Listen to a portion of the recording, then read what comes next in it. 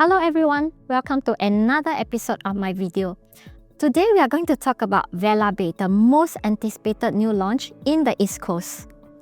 This is not just another condo launch, it is the talk of the town because it is the first private residential GLS plot released in the new Bayshore precinct.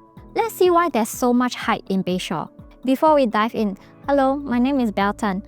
I help property owners navigate the market and avoid costly mistakes before they commit. Do like and subscribe to my YouTube channel to get regular updates and insights to help you make better decisions. Call me or DM me if you'd like to discuss your situation and we can work through together. In this video, we will cover the Bayshore Master Plan and see why Vela Bay has the first mover's advantage. We'll look through the project and then we will apply the 3 pricing strategies to identify potential sweet spot units. As of now, the full floor plans are not out yet, so do look out for part 2 later where I'll do the unit layout analysis. Let's start with Bayshore Master Plan and Transformation. In 2023, URA unveiled the Bayshore Master Plan, a 60-hectare waterfront precinct that will introduce about 10,000 homes, of which 30% will be private and 70% public. Then in 2024, the government released the first private residential GLS along Bayshore Road, and this site attracted very strong developers' interest. By March 2025, the tender closed with 8 bids, and the winning bid coming in at 1388 PSF per plot ratio. This immediately became the talk of the town because 1388 set a new benchmark, but also it showed developers' confidence in this site. Being the first private GLS project, Vela Bay is entering the market at the very beginning of this precinct's transformation, and more plots will follow later. Let's take a look. This is the URA Master Plan, and this is where Vela Bay is. I've also plotted it out on Street Directory. These areas next to Vela Bay have all been zoned for residential, and future plots will be released. And these are the 2 BTOs that have been released. This forested area that you see here have also been zoned for residential and education. The next biggest plot to be tendered soon is this plot in Bayshore Drive, which will be the future Bedok South Integrated Transport Hub. I'll come to more details later. Now, you can see why developers are so excited to bid for Vela Bay to get the first mover's advantage. 8 bids in this highly contested site, and the top 2 bids have a very close margin of less than 1% in their bid price, and all top 3 bids are above 1,300 PSF PPR. Now, let's go to the new precinct and see what's upcoming. This is a 60-hectare precinct. It's massive. So for your information, 1 hectare is equal to 10,000 square meter. So this will be a 600,000 square meter new lifestyle waterfront urban village with about 10,000 homes. And like I say, 70% will be HDB and 30% private. So note, only 30% will be private. So this will make private home supply here very limited. HDB has already launched 2 classes of BTOs in 2024, and I will come to that later. A new street called Bayshore Drive will be constructed in the middle of the Bayshore estate, with housing developments flanking it on both sides. It will be the main thoroughfare of the estate. So just imagine a vibrant neighborhood where the main street is lined with shops, cafes, supermarket, childcare, elderly and healthcare facilities, and all within a short walk or bicycle ride from home.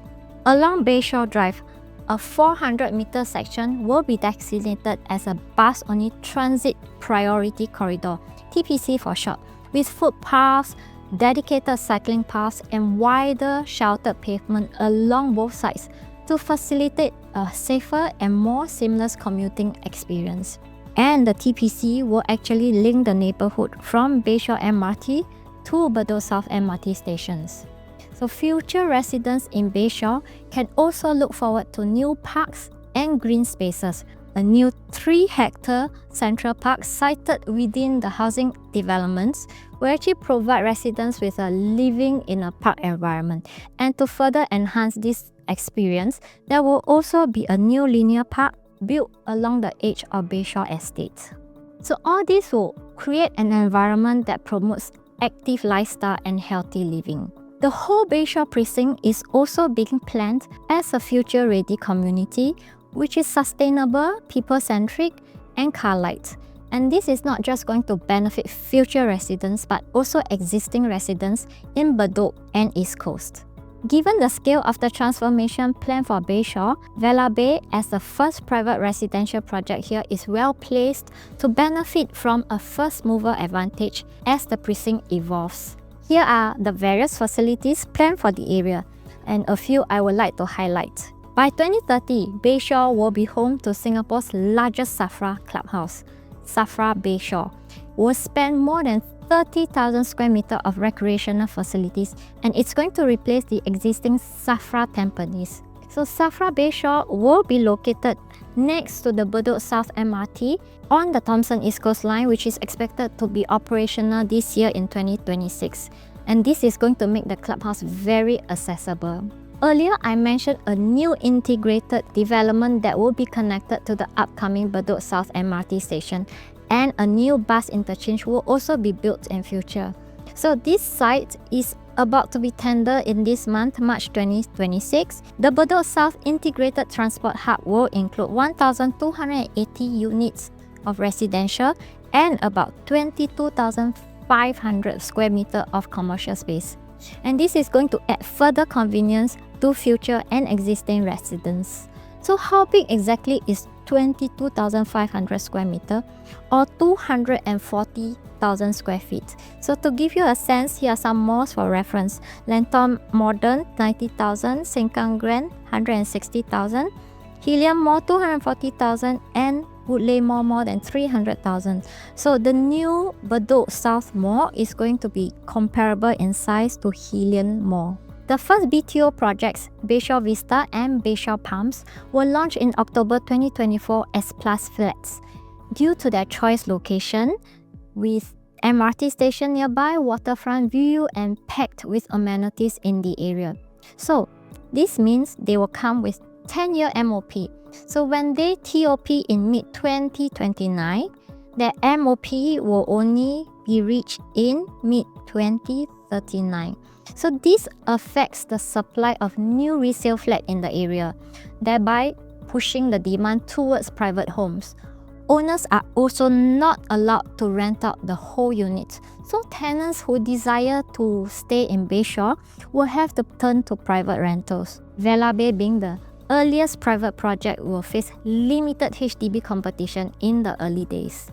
So if we look at private home supply in the area, within 2-kilometer radius to Bayshore MRT station, and if I filter projects that have at least 200 units, so we don't get all the boutique projects, and not 201s that TOP from 2010, we get 8 resale projects. Most of them are 10 years old or more. The most recent ones are Grandeur Park Residences and Seaside Residences. Seaside Residences will probably be the closest contender, as it was a very popular project when it launched due to 80% of its unit facing the sea. So if we compare the two, Seaside and Vela Bay, Seaside is 9 years older than Vela Bay. It's a non-harmonized project, but it's very close to an MRT station as well. However, Vela Bay is even nearer. It is harmonized, and it has modern facilities packed in the new precinct. If we look at Seaside Residences in more details, we see that recent transactions have already reached 2,700 PSF. This is what buyers are willing to pay for sea view in a resale project. So let's do some calculation to evaluate Seaside with Vela Bay on a more apple-to-apple comparison. Let's say we take a base of 2,300 PSF, which is actually the lowest recently transacted PSF, highest being 2,700, so let's say an average of 2,500. We bring Seaside back to a 99-year fresh lease because it's now 9 years old, and when we calculate that, we get a base of 2,530 PSF and an average of 2,750 PSF. And to compensate for the harmonization, the saleable floor space will need to be lowered by about 7%. If we do that, Seaside becomes 2,720 PSF to 2957 PSF. The estimated launch price of Vela Bay is expected to start from 2700 PSF and maybe at an average of 2800 PSF. So, do you think Vela Bay from 2700 to 2800 PSF will be a fair and safe price to pay? What if its PSF is lower? Then I think we have to snatch. Even if it's launched higher at 3K PSF, do you not think it's fair to pay some premium for a brand new project in a new exciting lifestyle precinct when resale has already reached almost 3,000 as well? When we do this kind of comparison, we find that actually Seaside is not that cheap after all. So think about it. Now that we understand the location and its first mover advantage, let's look at the project itself. It's 2 towers of 31 stories, 515 units from 1 to 5 bedroom and sitting on a land size of 10,497 square meter. It's developed by SingHaiYi, who also built projects like Grand Diamond, Sora, Collective at 1 Sophia and Park Clementes. It has full condo facilities and Bayshore MRT is right at its doorstep. So, being a car-light precinct, car park lots here allocated is only 50%, 255 lots including 4 EV charging stations, and the car park is in basement. The 2 towers have been tilted in such a way that 13 out of 18 stacks will be sea-facing, so that's about 72% of the units. But for sea view, only those starting from level 11 onwards will be able to have a clear sea view, so that's about 52% of the project. The remaining non-sea view stacks will enjoy landscape or low-rise views.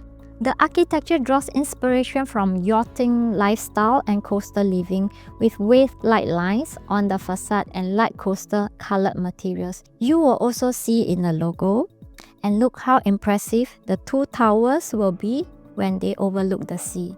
So there will be 3 side gates, one near the entrance, second one leading to the MRT, and third one to Bayshore Drive, which is the main street that will have shops, cafes, etc. And this will also lead to the transport priority corridor. Unit types range from 1 to 5 bedrooms with a concentration focusing on the 2 and 3 bedrooms. Preview is targeted to start on 11th of April. I've often shared the 3 pricing strategies developers usually use in their launches: floor loading, view loading, and unit type loading. So just a recap, floor loading is when the developer loads a premium by level, so each higher floor jumps significantly in price. View loading is when the developer loads a premium by facing, so the biggest jump comes from certain facing like pool view, river view, or unblocked view. And unit type loading is when developer loads a markup on the 4 and 5 bedroom disproportionately. And once you know which strategy is used, as a buyer, you can find the windows of opportunity or sweet spots to buy at a good value and avoid paying a premium. Today, we will apply this framework to Vela Bay to find the sweet spots.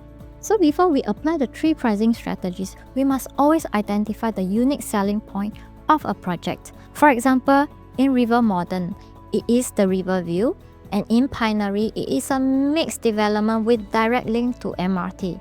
So for Vela Bay, it's of course the sea view. As 72% of the units are sea-facing, the developer can't be loading a premium on all 72%.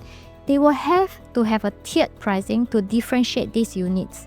But do note also, those 72% are sea-facing, only from level 11 onwards will these units have a sea view. Those below level 11 will probably be blocked by trees in the East Coast Park. So this narrows down to 52% of the units having sea view. So if we are able to find sweet spots in these 52 units, you would have bought into the USP of this project, that is sea view, without paying a premium. Then, by studying previous trends of a developer, we can kind of know what strategies they usually use. It doesn't mean they won't change for a new project, but it's to get a sense based on the historical trend. So this project is developed by SingHaiYi, who tends to load a premium after certain floor, as in the case of Park Clementes and Grand Diamond. You will see that per floor jump range from 2 to 6K, and that's quite normal. But after a certain level, it is a big jump before it goes back to normal again. So for Vela Bay, if the loading is on floor, likely there could be a jump from level 11 onwards, and the sweet spot here will be to go for units just after 11th floor in the sea facing stacks. But who knows, maybe even the 10th floor you could get sea views if the trees happen to be shorter. And based on SingHaiYi's trend, they don't load a lot per floor jump. So if you're okay to pay a premium after the 11th floor, but before the next floor premium, this could be a sweet spot. If the loading is on view, looking at the site map, Block 1 is likely to have a clearer and cleaner view of the sea being more forward. So the sweet spot here could be to go for Block 3 sea facing stacks. In this way, you still get a sea view, but avoid paying the premium for a clearer sea view. If the loading is on unit type for 4 and 5 bedroom, then the sweet spot will be to go for 3 bedroom in the sea facing stacks, again just after the 11th floor. So does that mean non-sea facing units are inferior? Well, not necessarily, because this whole discussion is really about identifying the USP of a project and where the sweet spots lie so as to minimize paying a premium. If you like the location and the project, enjoy the first movers advantage of this project and the new amenities in the precinct, but are comfortable with a lower floor or without sea view, these units can still perform. In fact, because they are typically purchased at a lower entry price without the sea view premium, they may offer comparable or even better upside from an investment perspective. So let's summarize. If we want to buy the sweet spots in any project, there are 4 possible scenarios. Number 1, buying into the USP and buy cheap by not paying a premium. This is the best scenario, the sweetest spot. Number 2, buying without the USP but buy cheap. This is okay because you enjoy other aspects of the project like the neighborhood, the location, and this is where the non-sea facing units will fall under. The third scenario, you are buying into the USP but you buy expensive. This is still okay because you pay a premium for the USP, it is worth it. And the last scenario is the worst of all and the least ideal of all. You pay more and yet you do not get the USP. So this whole exercise is really to try to get into the best case scenario as much as possible. But if you can't, the in-between is still okay. We are trying to avoid getting into the worst case scenario. So as mentioned, the full floor plans are not out yet. We'll take a deep dive when they are released. So do look out for part 2 where I'll do the unit layout analysis. Till then, I'm Beltan. If you are eyeing Vela Bay, feel free to reach out to me for a further discussion. If you find this video useful, don't forget to like, subscribe and share. See you in the next episode.